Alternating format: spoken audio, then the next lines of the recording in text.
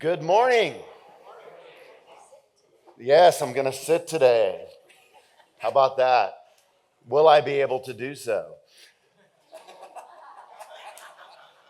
We'll see, right? A study came out this week by Lifeway Research, and it said that 80% of congregants want their pastors to address political issues. 16% said that they do not, and 4% were unsure. And I thought about that a lot because I know that all of us are feeling the weight of where we are as a country. And as a pastor, I felt like I'm not being consistent to teach what the Bible says about all things as it relates to life, and then just to separate the political from the rest of it. And so I thought it would be important for me to have a conversation about a topic that's important. But I hope as I share, because I'm aware that we have people in this church that have different political views, I hope that at the end, regardless of where you stand, you'll feel like, man, that's exactly how I would want my pastor to talk about issues, even if I disagree with him. So my heartbeat today is to model a tone, a grace, a love, and hopefully a pathway for us all to think about when it relates to voting. Because the fact of the matter is I have been here for almost 4 years with you, and I've taught a lot about the Bible, but I've never done a single message on politics.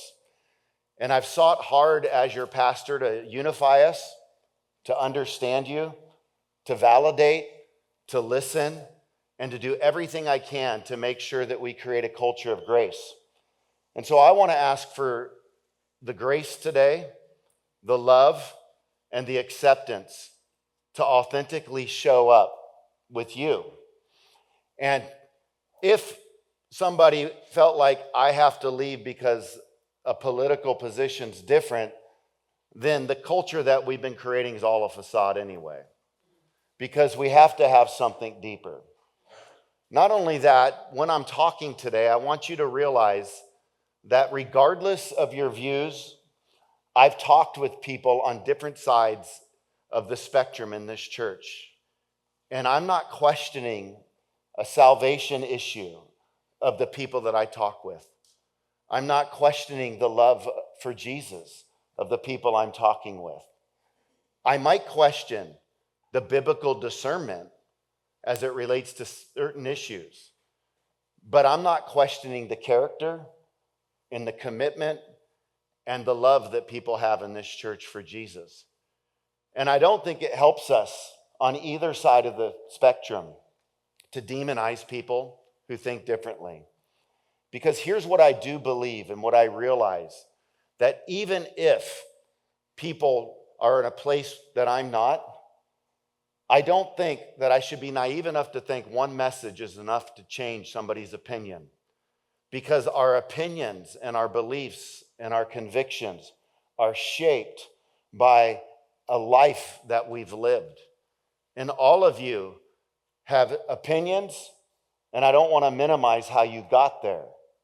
And I don't want to look past that. Because some of you could be the staunchest Republicans or the staunchest Democrats, but you might have grown up in a household that was that way. You might have been a person who was mentored in that stream. You might have read books that way. Heck, you might have only watched news that has reinforced the way you see things. And so today could be challenging for some. It could be validating for others. But at the end of the day, I hope that what we can all agree on is that our country is in trouble. And I'll say at the outset, I'll show my cards. Please don't think that I am excited about either candidate. I'm not. I look at both candidates as flawed. Honestly, I wish that we had another option as it relates to this season that we're in. I don't look at Kamala or Trump as people of character. I think that the record can show that there's been lies that they've both been caught in. I don't like the statements that Trump has said about women. I don't like how impulsive he is. I don't like his ego. I see the concerns of Trump. I also don't like how Kamala has ran as literally, according to statistics and voting, she stands as the second most liberal senator behind Warren on all of her votings. That's a problem to me, because in a party that's already very left, to think that she is the second most liberal in her votes, I don't like that, because I have a concern about the morals of our culture. And I think that that should be troubling for all of us, just as I think it should be troubling for all of us, the nature of Trump's character. I also don't like how divided we are and how we can't listen to each other politically. I'm bothered by news channels when I go from one source to the next, and it's just a reaction of one party to the other party. I don't like how we don't listen to each other in our country. I also believe that we're more aligned than we realize, but we have to listen to the extremes all the time, because journalists are looking for hits. And what gets lots of hits is extremism. And I'm thankful that when I talk to people that differ politically from me, I'm often surprised how much we're unified on things. And the news doesn't want us to believe that, because the news wants to make us think that the opposite side is our enemy. And the fact of the matter is I don't think that Democrats or Republicans are our enemies. They're people, and people can be misinformed, and people can have wrong ideologies. At the end of the day, everybody's created by God and worthy of our respect. And I hope that Image Church can model that. I also don't think, when it comes to being a church family, that we should base our unity on having to see eye to eye on every single issue, because all of us, if we're honest, we should be open to change. I want to be open to change. I never want to be the kind of person that holds to something because my family believes it, because my ethnicity believes it, because my particular denomination would believe it, though we're non-denominational. I want to be able to faithfully follow what I see in Scripture. But here's what I can tell you.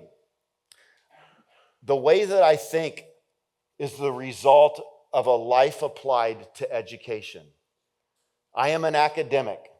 I have studied many years. I have 2 earned doctorate degrees, a 4-year master's degree. I spend probably 25 to 30 hours listening to podcasts each week. I read books. I read 2 books this past week. One called Green Lights on Matthew McConaughey's life story. Another one called Hillbilly Elegy, as you know, by J.D. Vance. I read a book last week on Vincent van Gogh. I try to read widely. I try to listen to other opinions. The reason my doubts almost led to apostasy, because I entrenched myself in the philosophies of Friedrich Nietzsche, Sigmund Freud. I've studied many philosophies. I've studied the world religions of Buddhism, Islam. I've studied different belief systems like Judaism. I've studied different streams of Islam. I've studied materialism, secularism, humanism. All that to say, I'm not trying to pump my credentials up. What I am trying to do is let you know what has made me me. And what I am is a person that realizes that people form opinions, and people are still people, even if I disagree with them. And I become less dogmatic in the sense of a bold dogmatism because of education. I also believe that some of those that are the most harshest, the most mean-spirited, and the most dogmatic are often the most uneducated people. And they're often those that don't listen outside of their bubble. And so you're going to at least get the opportunity to hear from somebody that thinks about things and can justify my beliefs. And that's all I would want you to be able to do, because that's what knowledge is, justifying our beliefs. Worldview is having a lens to look through. And as Christians, we should think through the world biblically, and we shouldn't discompartmentalize in the arena of politics. We should be able to go into a vote saying, I just cast a vote that represents my Savior, Jesus. And if we cast a vote what will best benefit us instead of our Savior in the whole, then we don't have a Christian worldview as it relates to voting. You say, well, Bobby, the Bible doesn't talk about voting, so we shouldn't do it. No, but the Bible does talk about the issues that we vote about. And we do live in a democratic republic. And that means that we have a voice, and we should exercise that voice. But we should do so responsibly. And I fear that many people that are very passionate about voting, if given the chance, if I sat down at coffee and said, justify this issue biblically, I feel like many would be backed into a corner very quickly, and their theology would be broken apart. I say that to say, I honestly don't feel like I would be in fear of going into a debate and debating the issues that I'm going to talk about with the greatest intellects today in our country. That would not intimidate me, because I believe that I've done my homework and I'm confident on this. I believe many loud people will get their lunch eaten as it relates to a debate, but they'll still stay strong in their opinions, and that's not wise. And so that said, I want you to think about voting from a biblical standpoint, and I'm going to just try and lay out some principles that I think we should consider, and I'm going to give you 9 of them, and the first one is this. First off, we should never lose sight of the importance of loving others and remaining unified as a church.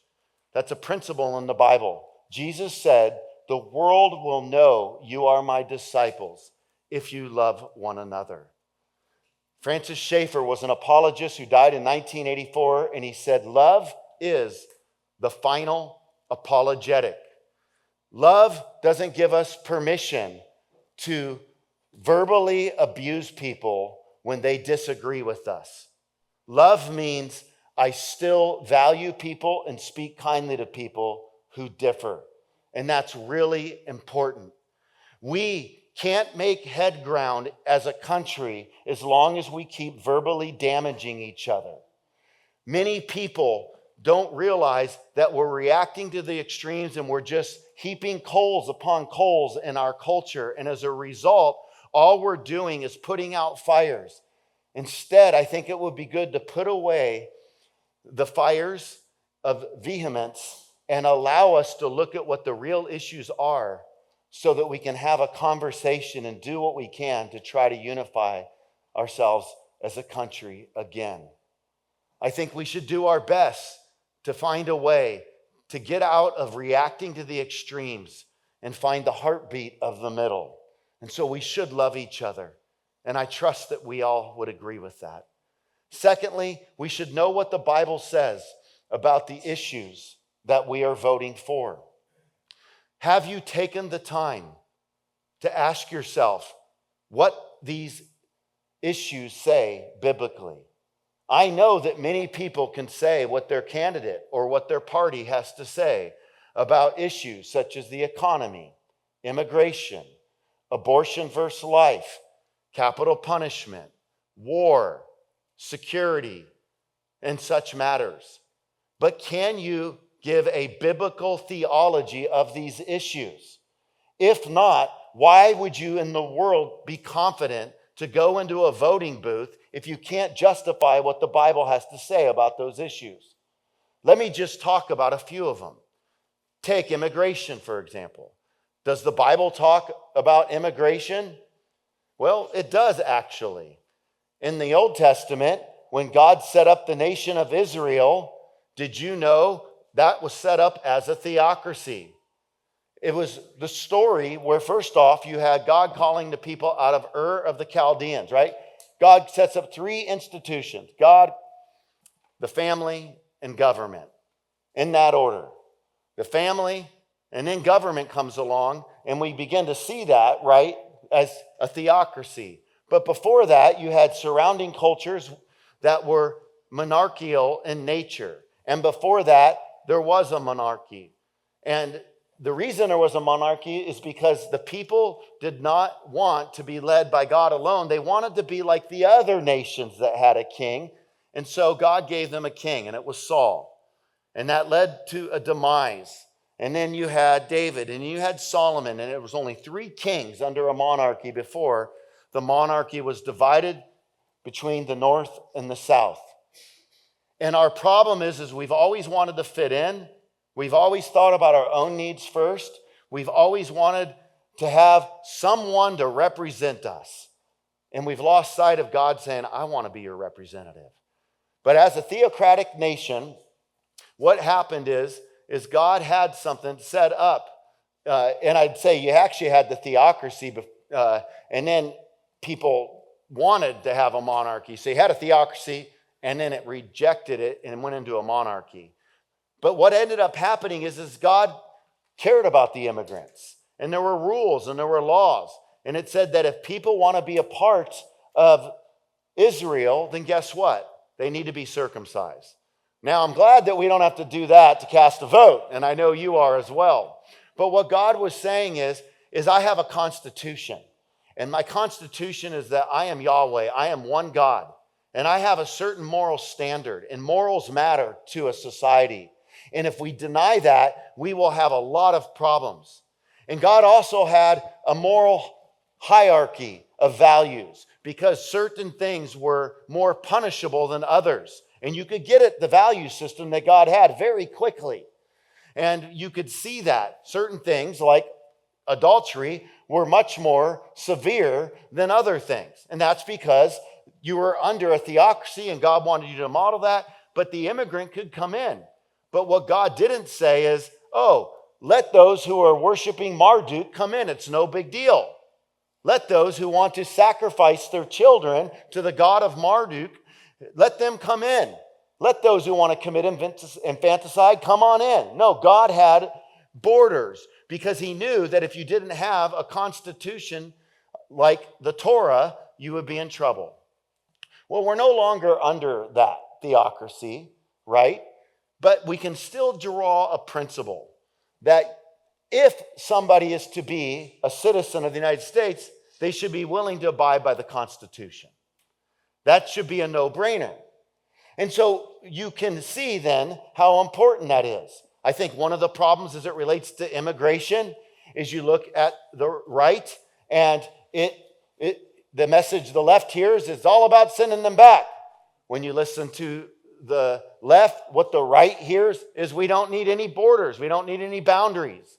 And I think that probably in between, there's a lot of space to recognize that all of us are ancestors or we were brought here by force into slavery. And we all have people that were immigrants or we have ancestors who were slaves that were brought here against their will. And so what's beautiful about the United States is it should welcome immigrants. It should want immigrants. But it should also have a vetting process. Just like you can't get into a college without a vetting process, why in the world should you get into the country if you're coming in and you're a radical Muslim and your goal is to enforce Sharia law over our country? There should be a process. That seems like common sense. Now, the Bible can then give us a principle. We have a constitution, and we should value that. To say that that doesn't matter then means that we're always going to be fluid, and then what's going to really matter is, guess what? Our fluidity is not the radical Muslims' fluidity. Their fluidity will become your rigidity. Fall into it. So if you think in a blissful way that it doesn't matter, just be fluid. Well, guess what? There are people, if you don't have a process of recognizing our Constitution, they will over-trump all of your fluid, blissful thinking, and they will seek to gain power that will put you in a place of what the threats are twofold. Social Marxism, and all you got to do is look at the history of that. Have you studied the history of Marxism? And literally, some of the people that are most passionate about it, you start asking, you ask the question, okay, who are the key players of Marxism? What are the key nations that are Marxists? How did that go? And you know what ends up happening? They can't give a defense. And so, not only that, if somebody wants social Marxism or Sharia law, there's plenty of nations that provide that. But don't expect people who are Americans that have a U.S. Constitution to buy into a vision of changing our Constitution. That's unrealistic. We're not the ones that are being unrealistic. When it comes to economy, does the Bible offer anything as it relates to the economy? Well, sure it does. Some would say it's socialist. Well, what is socialism? Socialism is the government telling us how things need to be divvied out. Do I believe in equal opportunity? Yes. Do I believe in equal outcome? That's not realistic. Then you'll get into all sorts of funky things if you try to create equal outcome. But equal opportunity, 100%. But when it comes to the economy, in Acts chapter 2, some see, they were sharing their needs. See, it was communist. No, they were doing it willingly, not because the government told them to do it. It was independent of the government. Not only that, I'm not saying it taught a capital philosophy, but you can see capital principles in the economy of the Bible because people had their own territory. They owned their own land. They had their own cattle. They had their own wells. Things were privately owned. That belonged to them. Those are principles of capitalism. That's what you can see in the Bible. What about as it relates to things like morals in the Bible? And you think about the Bible, well, the Bible's pro-family. What does the Bible say about a family? That a marriage is between a husband and a wife. What does the Bible say about kids? That they're valuable. What does the Bible say about men and women? Well, they're equal. You don't fix toxic masculinity with toxic femininity. Rather, we get rid of all toxicity to both genders, and we realize that both are equally valuable in God's eyes. And so, people matter before God. And so you see morality, and you need that. And you need legislation. Some people say you can't legislate morality. All morality is legislated, and every bill is something that you're legislating. You can't get away from that. That is just a principle. Everybody is trying to legislate what they think is right. Hence, they're trying to legislate morality. The question is it the right morality? The question is, why is it right? What makes it right? And so we're thinking about those issues. And the Bible gives us the kind of morals to look for in life and the kind of models to model. The model of what? Well, truth-telling, being pro-family, being about hard work, caring about the environment. Doesn't the Bible talk about the environment? Absolutely. We're called to steward the environment. We should care about the environment because the environment matters. It matters tremendously. We should be aware of certain environmental issues. But then take another issue. What does the Bible say about life? Well, life begins at conception. All we have to do is read Psalm 139. God knits us together in our mother's womb.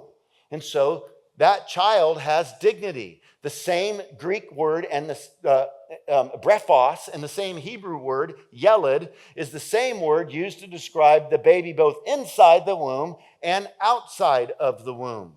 We see that in a number of places that God is very aware about the plans that he has for the child while it's in the womb. So the babies inside a mother's womb are babies with a plan from God. And so we can see that. And so those are thoughts to think about, but we could get into many. But we have to begin to ask this question because it should influence the way that we vote. What about genders? The Bible gives two genders, male and female. Number 3, vary your news sources between both sides to remain as objective as possible. This is huge. We should consider this when it comes to voting. We should not just listen to one news source. Even if that news source is right, we should be willing to be objective enough to go over to the other side. When we're being bothered by what the other side is saying, we should be asking, why do I feel trauma? Why am I feeling triggered? Why are my emotions acting up? What is it that I'm feeling? And the hard thing about this is everybody is politically traumatized because everybody is hearing how the other side is a demon. And so we're all feeling things when somebody talks about something, and that's why we got to calm stuff down.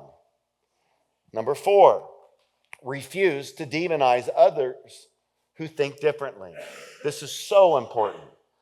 When we talk to other people, we need to realize that we're talking to people created in God's image. Number 5, realize that there is a hierarchy of values and not all issues carry the same weight. This is huge. And I've had lots of conversations. We've been having talks about this as a pastoral team lately. In philosophy, you have a branch of it which is known as ethics. And ethics has 3 departments. You have meta-ethics, normative ethics, and applied ethics. Now, what ends up taking place in meta-ethics is it's the heady stuff that people don't want to think about.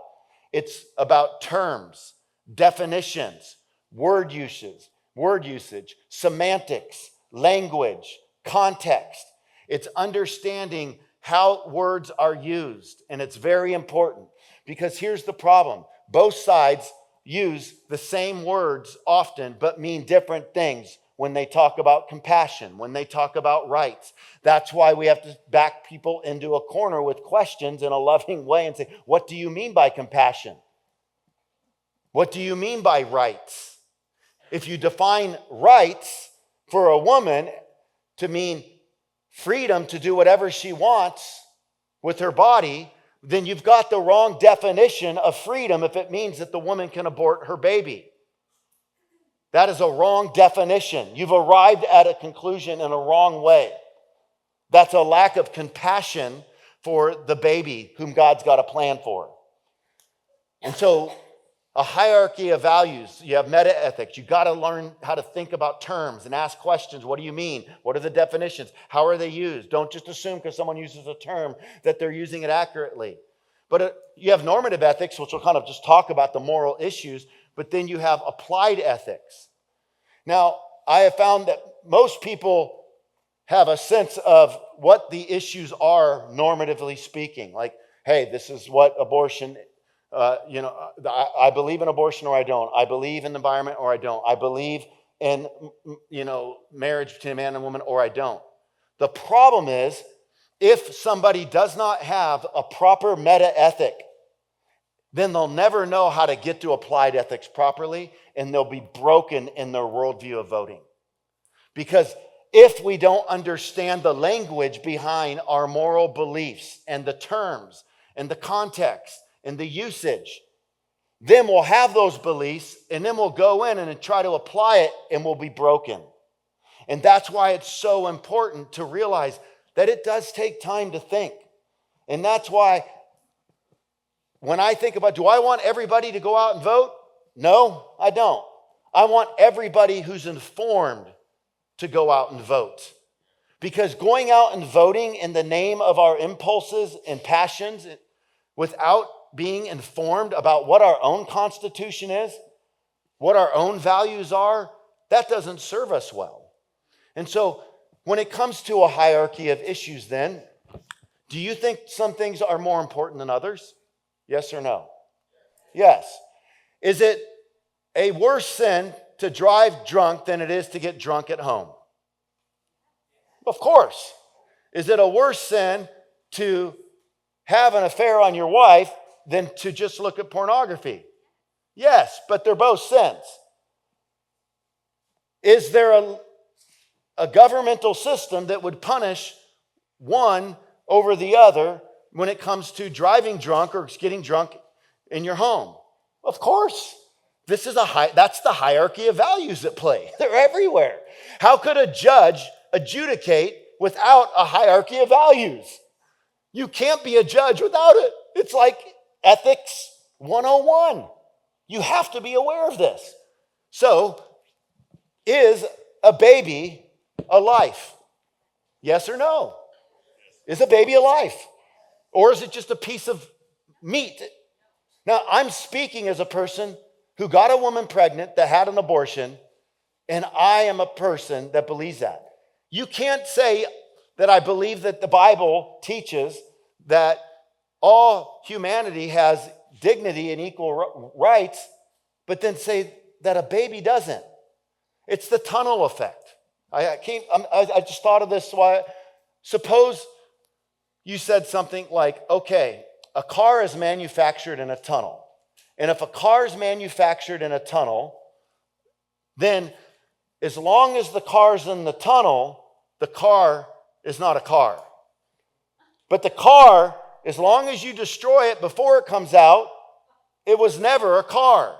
But once the car comes out into the light where everyone can see it, now it's wrong to damage the car. As long as it's in the tunnel, we can do with it whatever we want. That's not, think about that. Now, understand my heart. Because you might think, oh, this is crazy. It says, if I believe that that's a baby, I would think it's crazy to kill the baby. I killed my baby. I made that choice. If you say I didn't, then my thing is this. Guess what?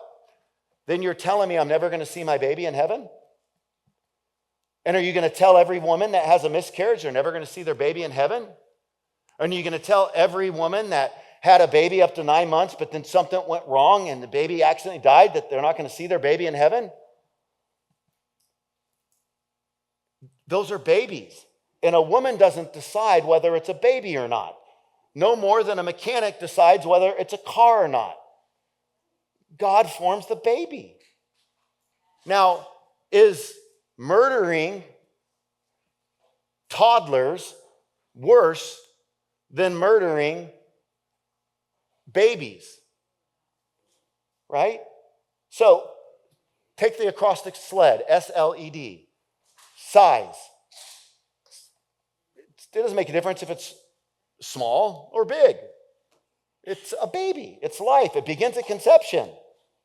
Level of development. If we're going to do the same thing and say, oh, well, then we can start doing the same thing as it relates to those that aren't developed. And this is what some will do. Like Peter Singer, he'll say, if you're mentally retarded, you shouldn't be able to live. If you start getting old, we should kill you off.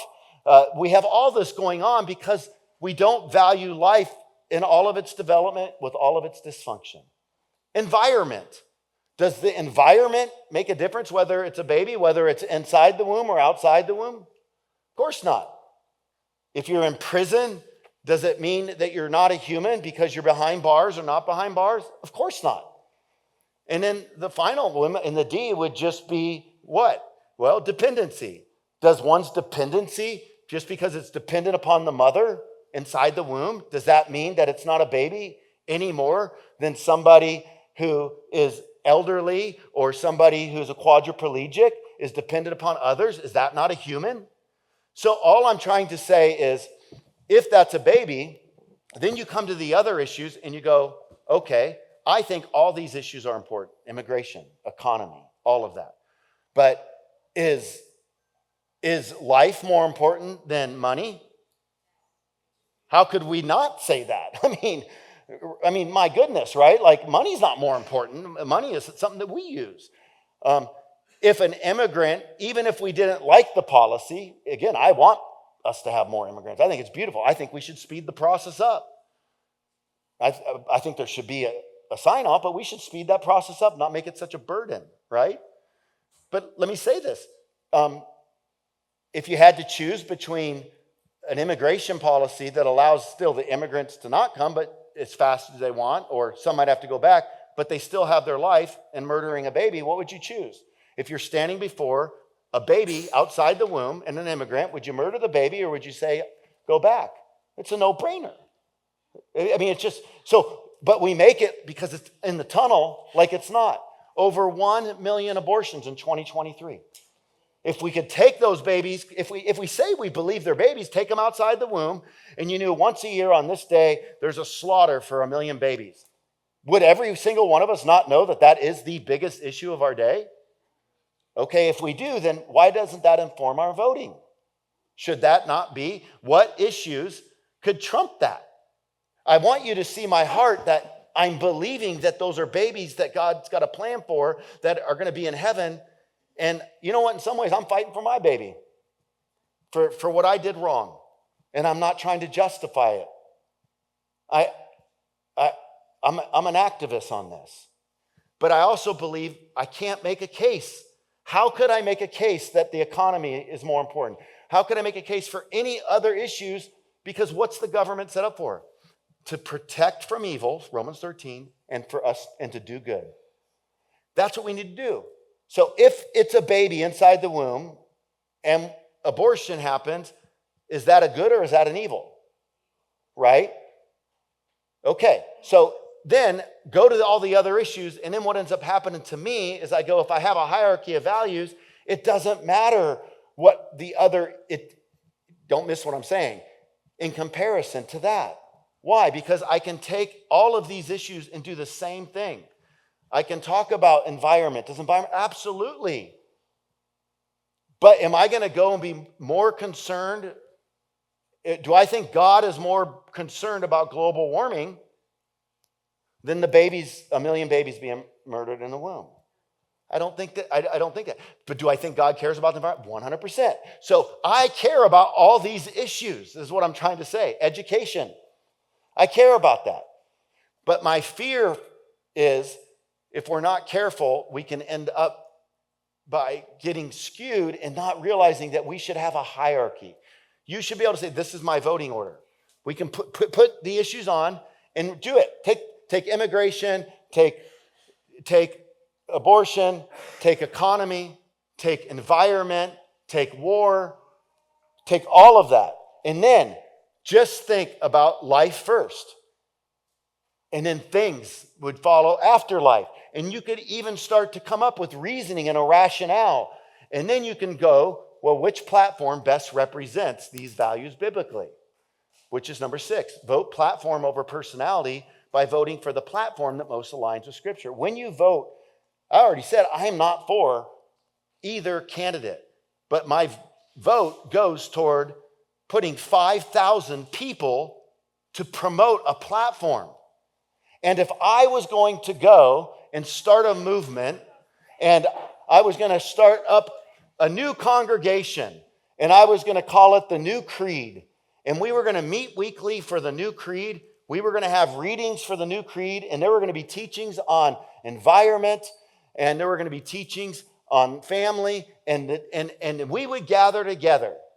And what we would be about is abortion, critical race theory as a solution. Like, is there a race? Absolutely. Is critical race theory the solution? No, the Bible's a solution. The Bible's about grace and goodness. CRT has got a Marxist solution that says now it's going to create a reversed racism. Why would we want to reverse racism? We should have never had what went down to begin with, because everybody's valuable. So then you're going to celebrate CRT, you're going to celebrate abortion, you're going to celebrate there's more genders than one, you're going to celebrate transvestites, that's a good thing to do. You're going to celebrate mutilation of the children's genitals. You're going to celebrate just love and sex. Well, then I said, that's going to be our normative ethic. Then if I would say, how can we best apply this as this new congregation? I'd say, we got a perfect hand-in-glove fit. It's called the Democratic Party. They'll represent perfectly the values we're trying to push forward. That's the inconsistency that I can see as a pastor and as a Christian that concerns me. Do I care about race? Yes. Do I care about creating a new kind of racism? No. Of course I care about race. I came out to start a church to model a unified front. Do I care about life? Of course I do. I'm a guy who had a girl pregnant at 17 years of age who had an abortion, and I regret that. I did that. That is a wrong thing. Do I think God is gracious in spite of it? Absolutely. Do I care about the economy? Yeah, I don't want to stress about the economy. Do I care about immigrants coming? Yeah, my great-grandparents came through Ellis Island from Ireland. Of course I care about that. Do I care about marriage and family? Yeah, I care about the home, but not at the expense of saying that we can no longer know what a male or a female is, not at the expense of saying that, you know what, we should be castrating our kids. And so that's why I find myself so burdened. And so my fear is that we are moving in a direction so fast, and being a person of intellectual, historical thought, I am not saying tomorrow will be where Germany is. But read Dietrich Bonhoeffer and read the German struggle he went through as things were changing there. And the people were going along with the state church. And watch what was happening. My fear is you take a young generation with Paulo Freire's teachings in 95% of the public schools teaching activism. That's what why are kids so much into activism today? Because they were taught it in their schools. And it's still there. And so you go, don't you care about it? I want the right kind of education, though. And so you take that emerging activism and you pair it with the laws that will be passed and already have passed, and you're creating platforms that will do what? It will destroy the family and discriminate against the voice of the church and make it harder to spread the gospel. That's why I'm burdened. That's why I'm burdened. 7, willingly vote for the benefit of others, even if it means forsaking government entitlements for yourself. Remember my slavery illustration? The slaveholders had to give up their benefit of that the slaves provided for lining their pockets in order to recognize their equal value. They had to give up that benefit because people were being oppressed. And I look at that, and I'll tell you right now, if the Democratic Party, because of my hierarchy of values grid, was totally pro-life, like I don't even like the moves Trump made on weakening in that area lately. If the Democratic Party became I have no commitment to a party. I could care. I'm an independent. I would vote Democrat today. I am fighting for the oppressed, the life of those that are in the womb. And take it for Mark Middleberg. I interviewed him. He said, let me give you an example. Even if you're not sure that it's a baby in the womb, shouldn't you give it the benefit of the doubt? I mean, I thought about showing a video today of an abortion so you could see the babies. But there's kids in here. And some go, oh, we don't want to see it. But maybe we need to see it. Maybe we don't know what's happening. But I'll tell you this. Mark Middleberg shares how he was going down his wife was traveling with her grandpa one day down a street. And he saw a cardboard box out in front in the middle of the road. And he decided to stop. And when he did stop, he got up and he walked toward the box to move it. And up came a toddler. He didn't think there was a child in the box. But he gave the box the benefit of the doubt. What would you rather do? Stand before God and say, I know it's not a baby, and give an account for how we got off on signing off on abortions? Or would you, I think I'm going to be in a much better position to say, God, well, number one, I believe it, but if I didn't know for sure, God, I wasn't for sure, but I gave the benefit of the doubt. I'm not going to have the blood on my hands. And number 8, enter the voting booth prayerfully by praying for our governmental leaders. We can see this in 1 Timothy 2, if you want to look that up. And then lastly, it's going to be okay. Jesus is still on his throne. So rejoice. He's in charge. And one day we will live under his perfect reign. That's worth chewing on. So the way I see it is we have 4 options. You can vote red. You can vote blue. You can vote for a third party. Or you can say, I'm not going to vote. Don't fool yourself. It's going to be red or blue. To say you're just not going to vote is passive. Because the truth of the matter is why in the world would we not make a vote in the direction that we think is going to align most with our policies? Because to not do so would be just to waste the vote. And then basically a wasted vote ends up being an extra chance at a party being in place that doesn't align with the scriptures. And so that's just broken logic. Get out and vote. But I hope that we can all take heart knowing that the king's heart is in the hand of the Lord, like channels of water. He directs it where he wishes. And let me close with where I began. I put my cards on the table. I tell you all the time, I want you to be authentic. I hope that I was safe and able to, because I don't want to be the kind of pastor that has to be fake. And I don't want you to be the person that is. Because here's the deal. You could come up to me and say, I'm still struggling, or I disagree with this on these reasons. And I think I'll just give you a big hug and I'll say, let's talk about it. I genuinely believe that. I'd say if we can't do that for each other, then we need a lesson on what it means to love each other. Well, thank you again for checking out this live stream of Image Church. We exist to help you discover why you were created. And we believe that the first step in that discovery is a relationship with Jesus Christ. If you have any questions about what that is or how that can happen in your life, please email us at info@imagechurch.live. If you are interested in connecting with other Image Church community members, please join our Facebook group or an in-person small group at either of the links on the screen. For more information about who we are and how you can get involved, please visit imagechurch.live. I'll see you next week.